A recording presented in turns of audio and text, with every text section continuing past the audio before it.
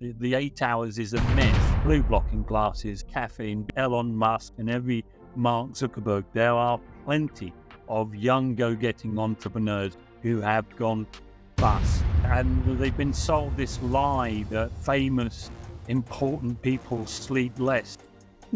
Stanley. He's a sleep expert with over 40 years of experience, and he knows his stuff inside out. His knowledge about sleep is mind-blowing.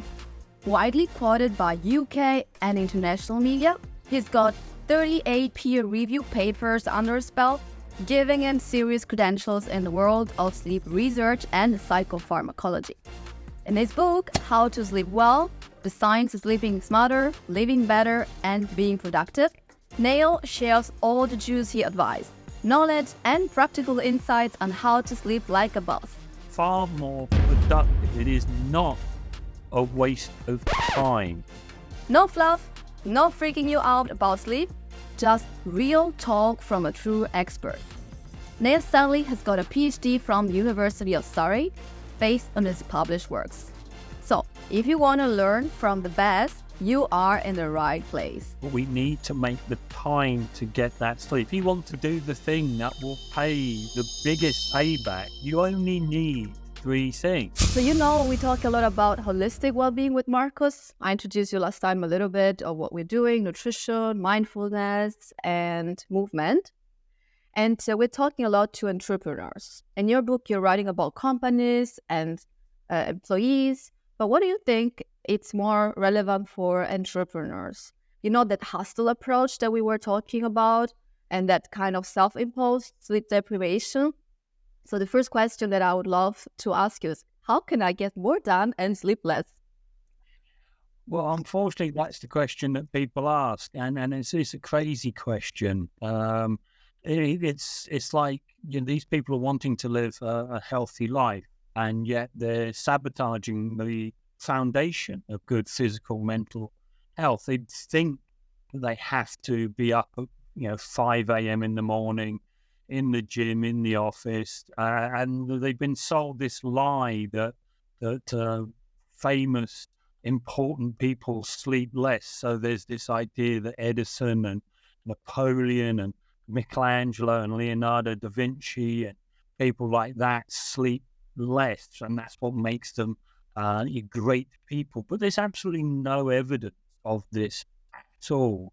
And indeed, it seems to be the opposite. It just seems to be promotion, just seems to be puffery, that people are saying, I'm better than you because I do this or that. And this goes back thousands of years to the ancient Greeks, where it was the idea that you gave up sleep in order to show you were virtuous, because the gods would smile on you. Now, of course, we've replaced God with money and shareholders and investors, but the idea is still there. You have to show your commitment and how great you are by not sleeping well. And this is actually said by one of Napoleon Bonaparte's secretaries, said that that there was the belief that sleep was incompatible with greatness. And yet we know that Einstein slept for 11 hours a night. So I think I know which side I would be on in that argument. So there is this idea. And the thing is, if you are awake for 16 hours, your performance after 16 hours is as impaired as if you were over the drink driving limit. You are not effective. You make mistakes. You make errors. And you can't function. The bit of the brain that is important for performance, the prefrontal cortex, does the clever thing: decision-making, pattern recognition, problem solving. All of these things are impaired when you deprive yourself of sleep. So it's far better to sleep the amount you need and work effectively than to wake up at stupid times and work ineffectively. And we also know there's been recent research that if you get up and go to the gym in the early part of the morning, 5 o'clock in the morning or so, you significantly increase your risk of heart attacks by doing that. So early morning is not the time to exercise at all. And so sacrificing sleep to Yeah. get to the gym early is a completely false thing to do. There's all this, trends with the 5 a.m. or even 4 a.m. I'm not sure. I've never been part of those clubs. But it's important. It's not right. I understand it's about the time itself, but it's about the quantity and, of course, as well the quality. I guess the sleep you're getting. Absolutely. We all need to get the right amount of sleep for us as an individual, and that can range from 5 to 11 hours. The 8 hours is a myth. You need to get the amount of sleep that allows you to feel awake and focused during the day, however much that is. So some people can get away with 5 hours. Other people need 11 hours sleep. I know I need 9.5 hours sleep to feel at my best, and getting anything less than that, I would be impaired. So it's about getting that right amount of sleep for you. And so it's not just a case of going to bed early, because you might be an evening chronotype. You might not be able to fall asleep at that time. So it's, again, about finding the time for you to go to bed and getting the right amount of sleep. Once you've had that right amount of sleep for you, then fine. It doesn't matter. But we need to make the time to get that sleep, because that's the foundation on which we build everything else that we do on, is getting a good night's sleep. Exercise is more effective. If you're sleep deprived, you're at a 75% increased risk to a sports-related injury if you exercise. And of course, if you do injure yourself, it takes you an awful lot longer to recover. Diet and exercise, the more sleepy you are, the more you crave sugary and fatty foods. So if you want to lose weight or maintain a healthy weight, the first thing you should do is get your sleep sorted out. If you get your sleep sorted out, then dieting, portion control, avoiding all those, chocolate muffins, etc., becomes an awful lot easier. You're not craving those foods. So that's why sleep is important. Do your sleep right, and then everything else becomes a lot easier. And then you can do active exercise, easy dieting, etc., etc. That's so true. I experienced this with a few clients. I don't remember if I mentioned last time, but we had exactly this issue of, I need to lose weight. I cannot lose weight. How are you sleeping? I mean, I'm not a sleep expert. That's the reason I'm talking to you. But I learned that's one of the first questions, or not only sleep, but also rest in general. Like, how is the day looks like? And people suddenly, like, it's a magic. Then after they figure out and they improve their sleep, they start to see results. And we don't do dieting. I don't do any, I don't prescribe diets. I give guidelines. Like, I'm coaching, I'm not a dietitian. So that's wonderful, because I mean, those are like the basics of our human being that we just neglect, forget, and cover with whatever busyness it's going on in our life.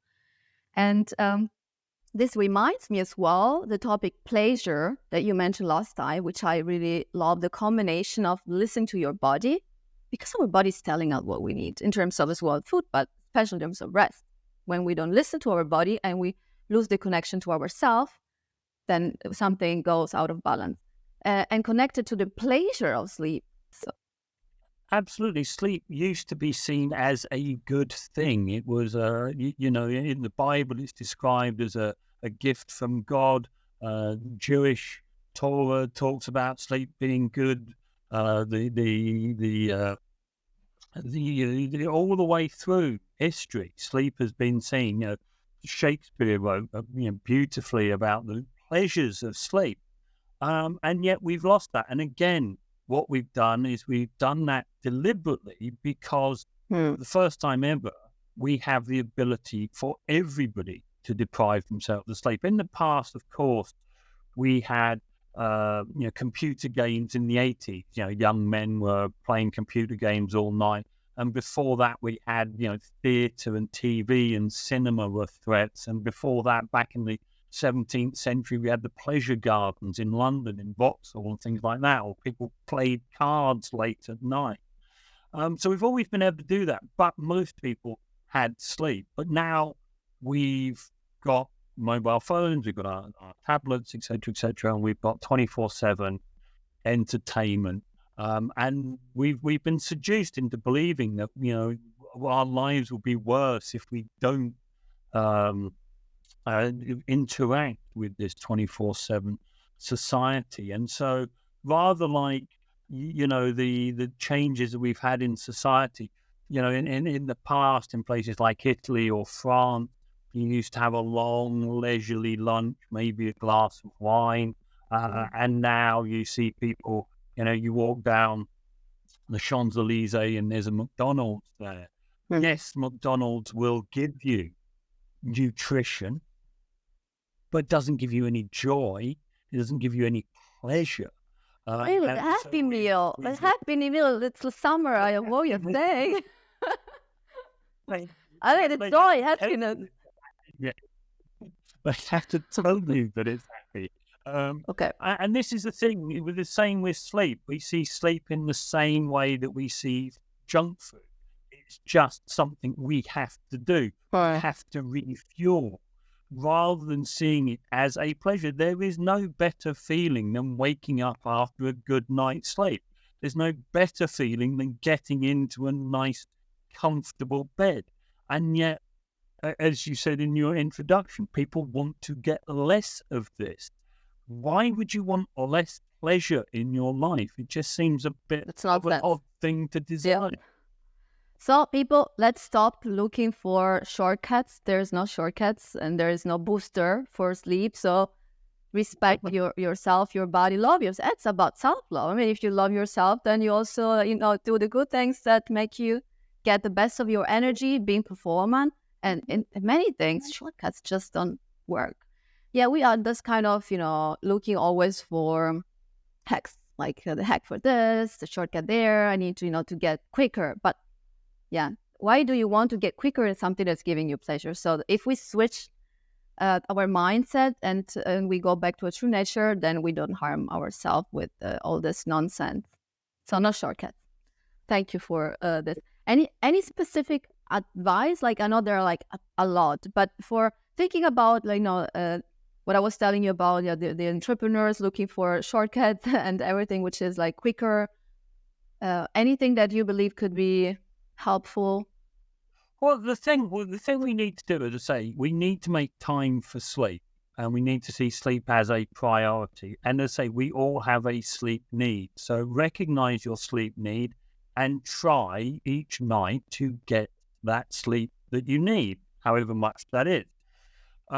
Recognize whether you're a morning person or an evening person. This is to a degree genetically determined. About 30% of people are strong morning people who have no problem waking up at 7 o'clock and being in at work at 9. And about 25% of people are evening people who go to bed past midnight and would much prefer to get up at sort of 9 o'clock in the morning. So recognize what type of person you are. And then in order to get a good night's sleep, you only need 3 things. It's quite simple. You need a bedroom that's conducive to sleep, so one that's dark, quiet, cool, comfortable. You need a relaxed body, but most important, you need a quiet mind. That's the absolute prerequisite for sleep. If you are anxious, worried, stressed, ruminating, thinking about what's going on in the world, you can't get to sleep. So you need to quieten your mind. How you quieten your mind? No idea. I know what I do. But I'm not you. So what do you do? Well, you all know how to relax. What you would do to wind down: drink chamomile tea, do yoga, mindfulness, meditation, listen to Pink Floyd really loudly. It doesn't matter what you do as long as you don't take your cares and worries to bed. So put your cares and worries to one side, write them down. If you wake up in the middle of the night with a brilliant idea of how you're going to become a multi-billionaire, then have a pen and paper beside you in bed. Write it down. Then you don't have to worry about thinking about it. And as I say, treasure your sleep because it will make you far more productive. It is not a waste of time. We know that if you have one poor night's sleep, the next day you're 4 times more likely to catch the common cold. So our immune system gets really weak. Yeah, we compromise our immune system. So again, this goes back to get your sleep sorted out and you will be effective in the hours that you are awake. If you don't get your sleep sorted out, you're going to be fighting with one arm tied behind your back, which again is pointless.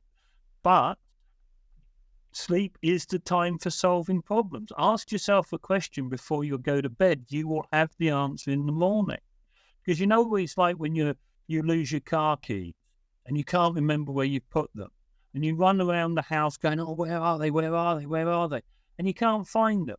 And the minute you stop looking for your car keys and your brain is quiet, it can go, we left them there. It's the same with sleep.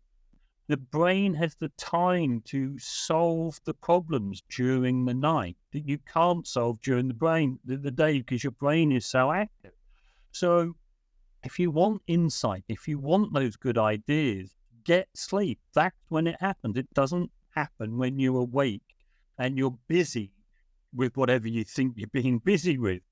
Sleep is the time for inspiration, is the time for, say, solving problems. So, the person who is most abused of the idea about short sleep is Thomas Edison. Everybody says Edison, one of the greatest geniuses that ever existed. And Edison he has said in print that sleep was a barbaric thing and it harked back to the caveman. And so people always said, Edison didn't sleep a lot and he was a genius. But there's a lovely letter from his daughter to a friend who said that Edison used to come back from Menlo Park, cross the road to his house, have his dinner around 6 o'clock or so, and then he felt he had to go back to the factory because the newspapers expected it of him, and all he wanted to do was sit in his comfy armchair in his slippers and just relax. But because he was expected to go back, so this is all a myth. And actually, Edison slept and wanted to sleep, and he napped to make up for the sleep he didn't have. So, as I say, don't swallow this idea that entrepreneurs and that don't need sleep or don't allow them sleep, and that's what makes them the successes they are. Because for every Elon Musk and every Mark Zuckerberg, there are plenty of young go-getting entrepreneurs who have gone bust. And not only have they gone bust, but they have messed up their health and their mental health well-being by believing this nonsense about shortchanging your sleep. Yeah, Neil, this is a huge problem because people are really burning out, or if they're not burning out, they're like one step before at a very young age. Extra because were the worst examples ever that have become so popular. All those extremes, which are demanding the idea of entrepreneurs and all that very unhealthy and especially unsustainable way of living. Because at the end, what do you want to have for your business, for yourself? You want sustainability in time, apart from hopefully environmentally, but as well this time that is for you, for your longevity and for longevity of your business. And this is not happening if you are harming yourself by not doing the most basic things like getting the right amount of sleep. Absolutely. Please, go ahead. The problem with this mindset is that, as I say, we have replaced sleep, and yet people are saying, I want to be healthy, I want to do this, I want to do that. They take supplements, they exercise, they diet, they do all of these things, but they're not understanding the central point of this, which is each and every day you need to rebalance, you need to reset. This is why after 450 million years of evolution, we still sleep. If there was a way of shortcutting sleep or hacking sleep, we would have found it sometime through evolution. If it didn't serve an absolutely vital process, then we would have found a way of not doing it. But the fact that it has persisted, the fact that we sleep the same way that we have always slept, shows that we cannot play with nature without nature then hurting us. Nature always has a way of making sure that, that we learn our lesson. We can't go against nature, and nature says sleep. Simple as that. You need to sleep. You need to sleep at night, and you need to sleep for however long it takes. As I say, there's no way around that, unfortunately. No shortcut, no way around. Yeah, thank you. Yeah, I think this is a key point. So it's really good to give as well the evolutionary explanations and the bad news or the good news that there is not going to be another solution. There are not going to be any devices, no technology, no gadgets, nothing that it can make it instead of your sleep. So that as well links to one chapter I was starting to read on your book on the 36 things you don't need to sleep better, because we talk, I don't know, do you think we talk more about sleep as a society lately? Have you noticed any difference? Maybe there's more more money making gadget and stuff, so probably there's more or it's my impression, I'm not sure. Tell me.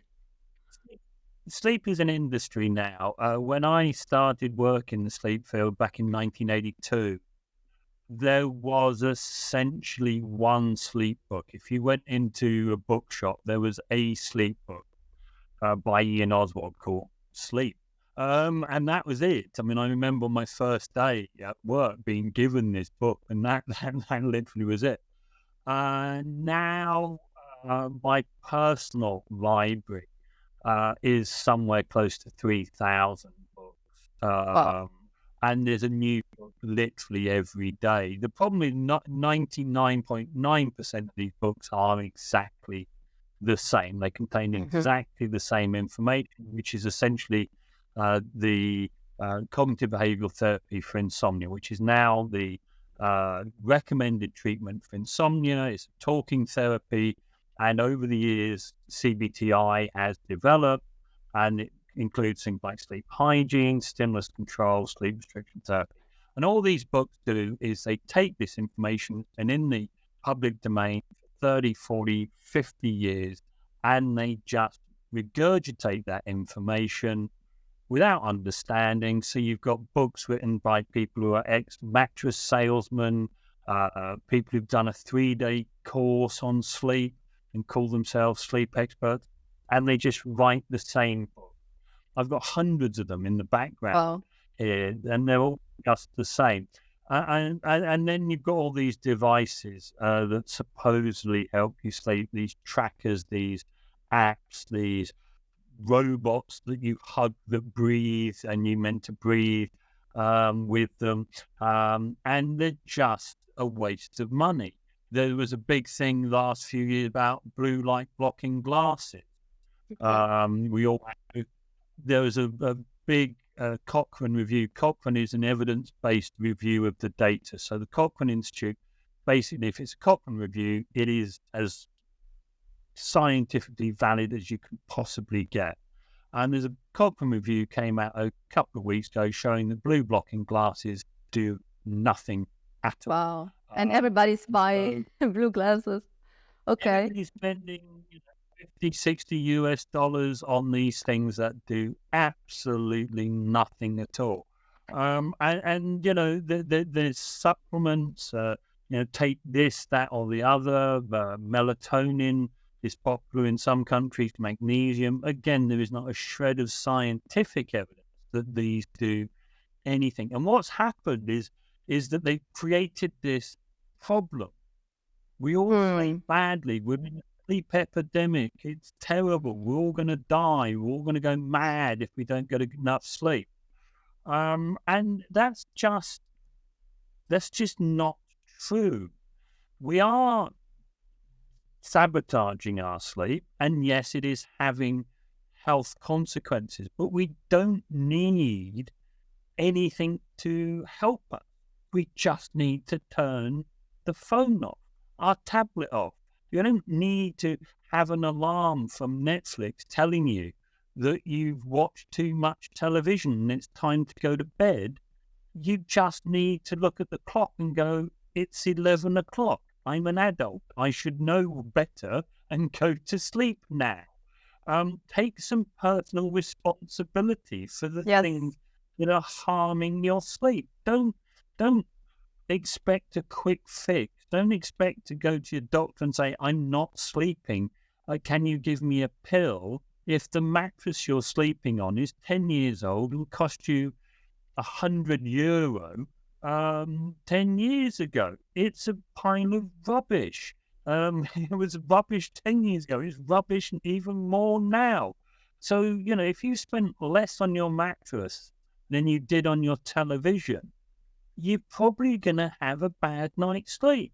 If you watch things till 3, just another episode of whatever it is, what you're binge watching, then you're not going to get enough sleep. If you share a bed with somebody who snores loudly, you're not going to get enough sleep. So have separate beds or separate houses if you can afford it. There's a lot. Okay, the separate bed it's great, but separate house can be in some situations even better.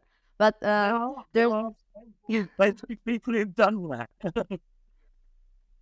Yeah, I think there are many worth going deeper into topics here, because there's a lot of things that I'm thinking of myself, I'm experiencing myself, and reading as well about the bed and the average £3,600, I guess, and people are spending £100 probably. But at the same time, we are spending much more for things that actually, instead of improving our life, are making it worse.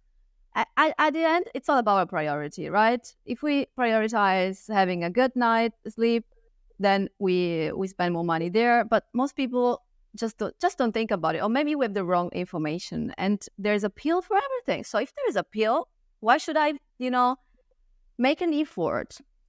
That's the thing. People are making it easy.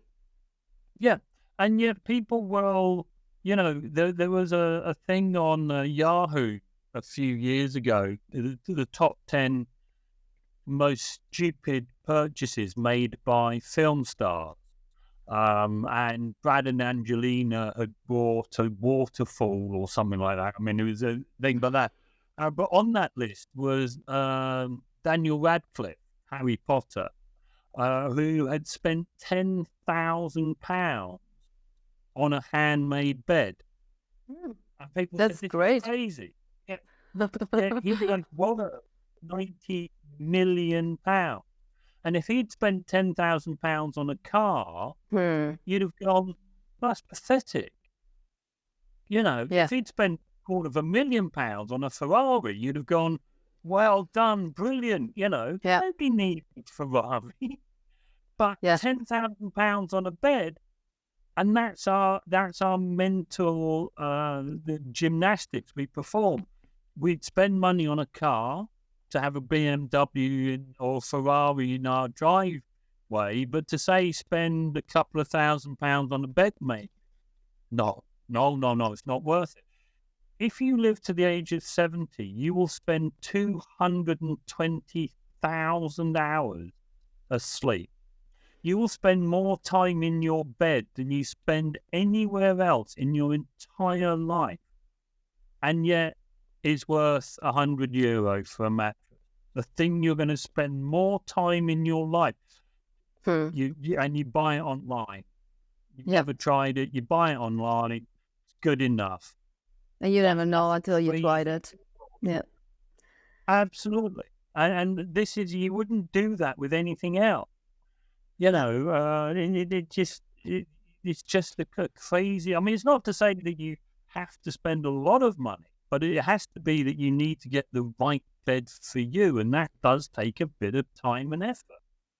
If we prioritize sleep, then we need to make it right, and we need to make the to spend the right amount. Otherwise, we keep on prioritizing other stuff. But at the end, if it's really important, which it is, but many people don't recognize it, then we need to do that instead of complaining. So I think that the message is clear. It's about making the right priority. We do it in business, so it's the same. It should be the same in life. So if we prioritize in business, we make investments and things that have a bigger return on investment.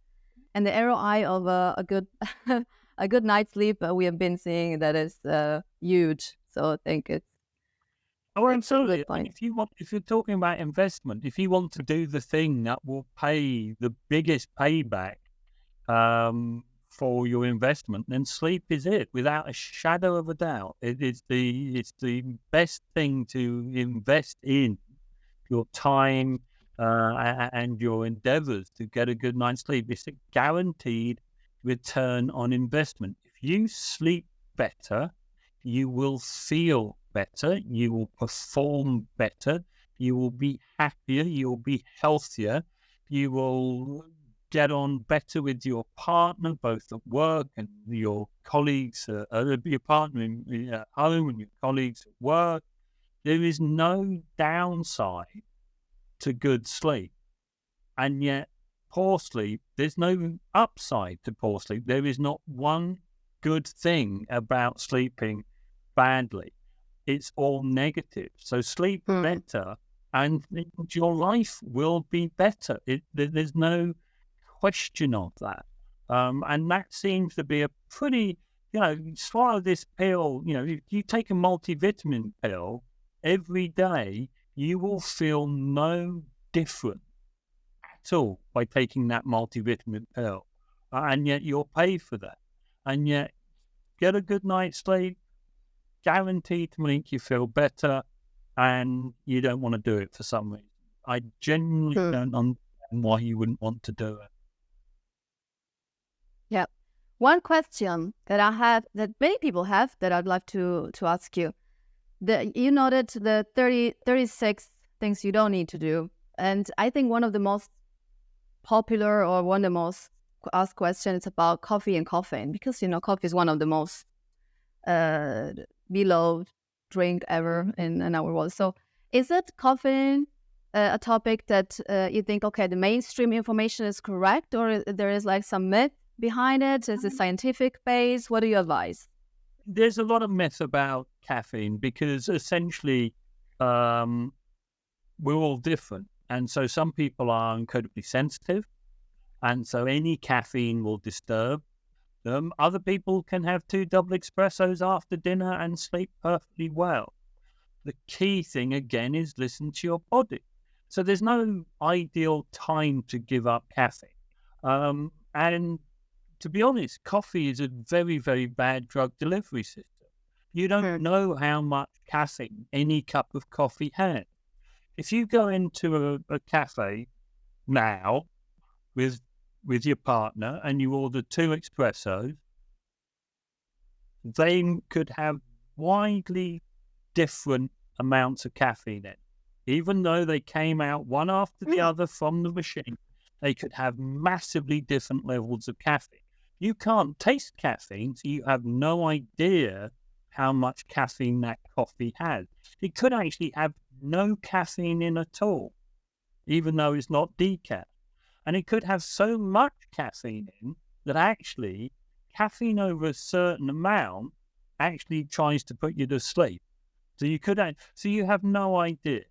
So it's about listening to your body. If you have a cup of coffee at lunchtime and you don't sleep very well, stop having the coffee.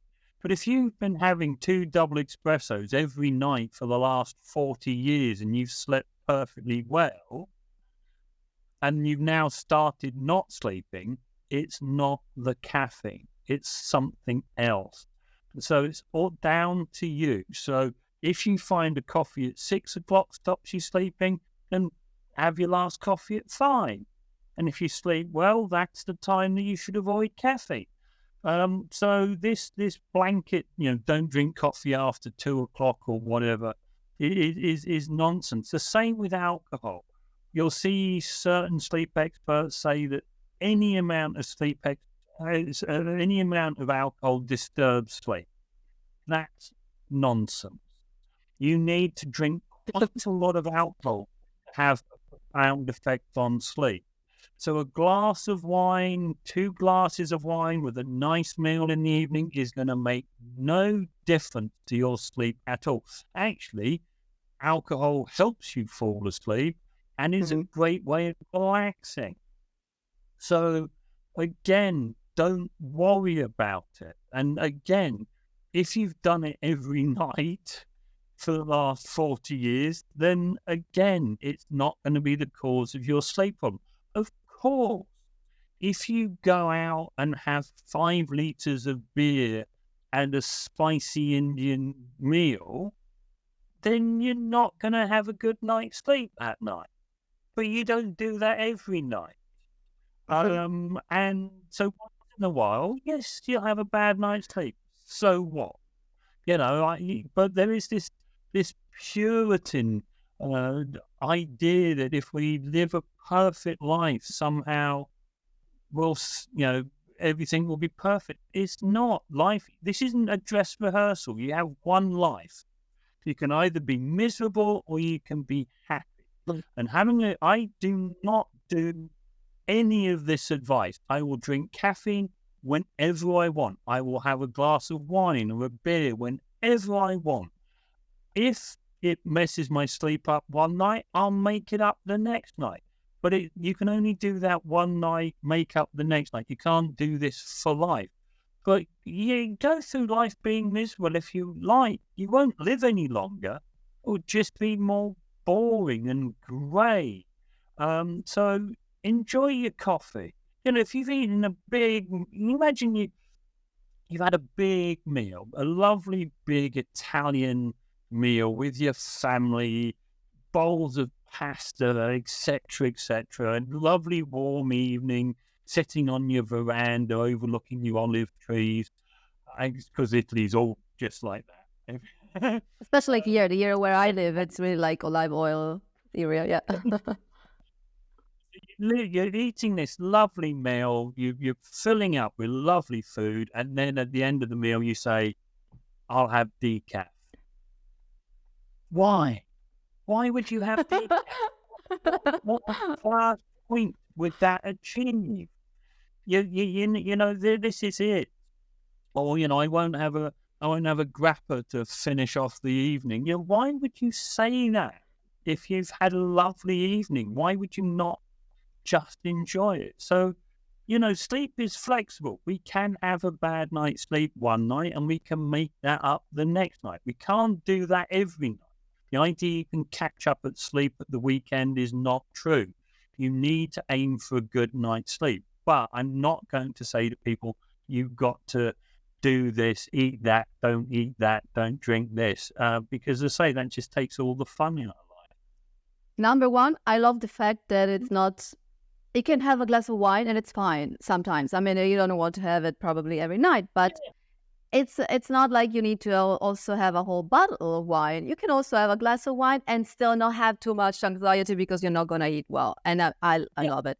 There's a lot of talk right now because I think it's for the Blue Zone Netflix series that it's going on, which is becoming very popular, where, Sardinian and the Blue Zone, they have this glass of wine, and then they're the pure, how do you call it? The Puritanists, the purist, Yeah. Puritan, that they, like zero always, all those absolute statements.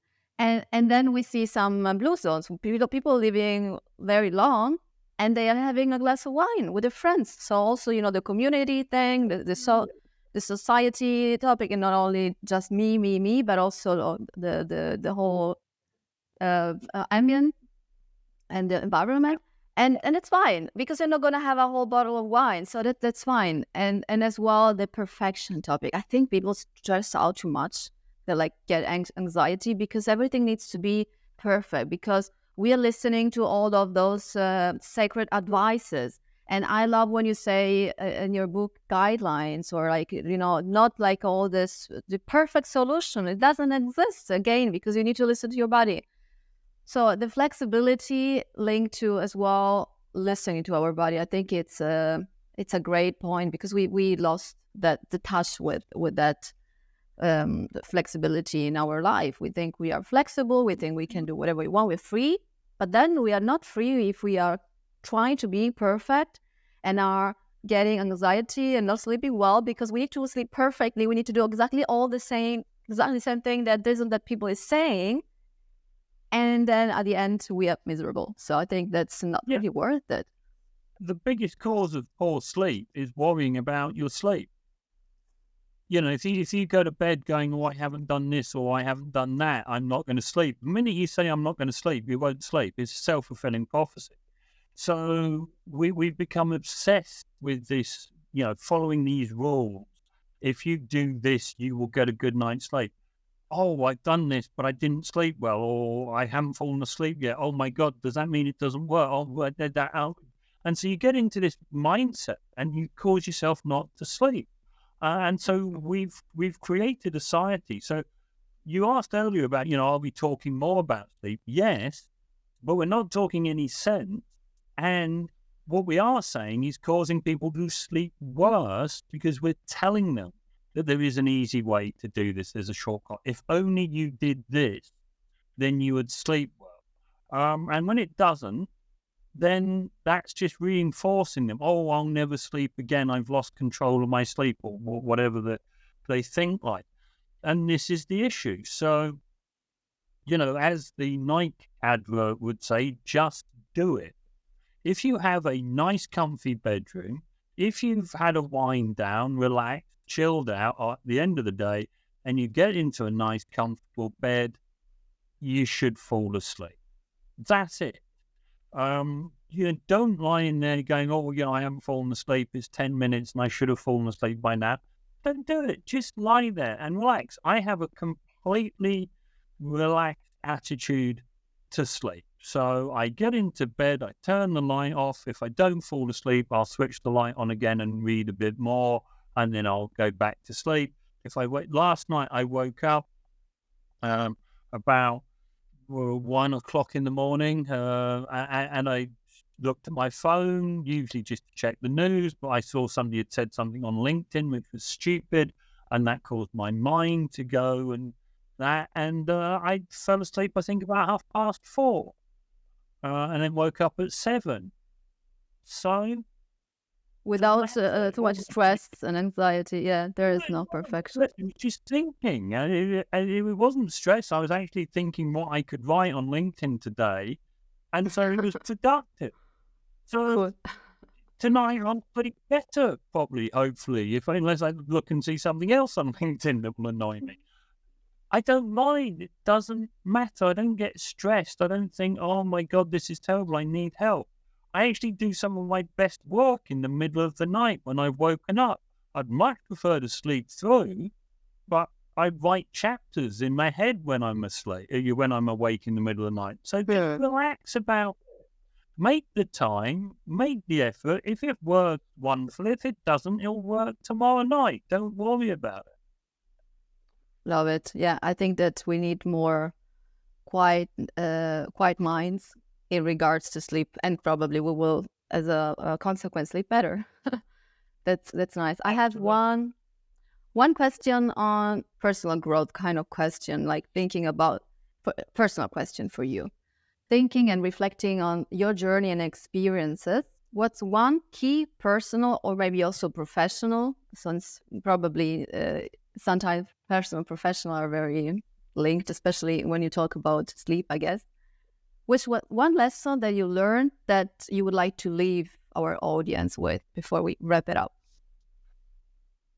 I think it's about making the time for sleep. As I say, I know that as an individual that I need about 9.5 hours sleep. Now you will see there's hundreds of scientific papers that says that sleeping for more than 9 hours is bad for you. It increases your risk of early deaths and all these sorts of things. But I need to function at my best 9.5 hours, and I will get 9.5 hours sleep most nights. I switch the light off at 9 o'clock each night, and I wake up sometime between 6:30 and 7. People might say, doesn't that make you a very boring person? Well, it does, yes. I don't do that every night. I do go out and enjoy myself to the theatre or whatever, but most nights I make the time for sleep. And if you need 8 hours sleep, you need to be in bed for at least 8 hours. That's the key thing. So it's making that time for sleep and knowing what you need and getting it. And once you do that, once you've taken that first step, everything else follows after it. Once you've acknowledged that sleep is important, then you'll be willing to modify your behavior. If you don't see sleep as important, then you will never get it. You will never see it worth the effort. And that's the key thing. You've got, as I say, the Portuguese Sleep Society had this as their motto. It's now been stolen by so many people. But the motto was sleep well, live better. That, for me, you can't get a better message than that. Your life will be better if you sleep better. Simple as that. That's got to be a good thing. This is say, I don't understand why society can't see that that's a good thing. One last thought. I was now 6 months in Mexico, and I started my trip reading probably one of the most well-known book, like Why We Sleep. And I developed, it's funny because I developed that kind of anxiety you're talking about, which I always slept well. And I developed it in a few weeks, but nothing serious. Just like I started thinking, this is like stupid. Why I'm starting to stress out? So whatever you're saying now, I review my last month. And now I finished the 6 months while reading on my flight back. And I'm finishing the last page. It is now your book. And it's like a completely different approach. But I'm so happy because I'm regaining that relaxed and pleasure behind sleep that are kind of lost on the way. So I don't know if it's a coincidence, but anyway, it's a great way to close like those 6 months, because exactly the same topic, completely different approach. And I can say that your approach and your words, your knowledge, what you are sharing, a little bit of it here in our conversation, it's I find it much more helpful than what is probably being most popular. But still, people probably want to be more anxious sometimes because of the drug kind of approach we have from news and media headlines. So we are addicted. It's not that we want it, but we are addicted because it's selling better. But that's not what we need. So we need, again, the switch on mindset for a better life. And I think that you're doing a great job with this, and hopefully we can spread a little bit more the word for pleasure of sleep without too much anxiety, because we don't need it and it's not purposeful and helping us. Thank you so much, Neil. It was really, really nice talking to you again and having as well a little bit more answers to questions and curiosity that I'm sure more people will be interesting to listen to. Thank you so much. It's been a great pleasure. Thank you very much. I hope you enjoyed and learned something new from this awesome chat with Dr. Neil Stanley. There is no doubt that sleep is the foundation for a better life. We live and breathe holistic fitness and know that understanding your body and mind is the only kind of device that you really need. Forget about all those fancy supplements. Sleep is where it all starts. If you would like to connect with Dr. Stanley or dive deeper into his wisdom, check out his website, thesleepconsultancy.com. Trust me, it's worth it. I'll drop the link in the description for you. Stay tuned for more, and remember, sleep like a boss.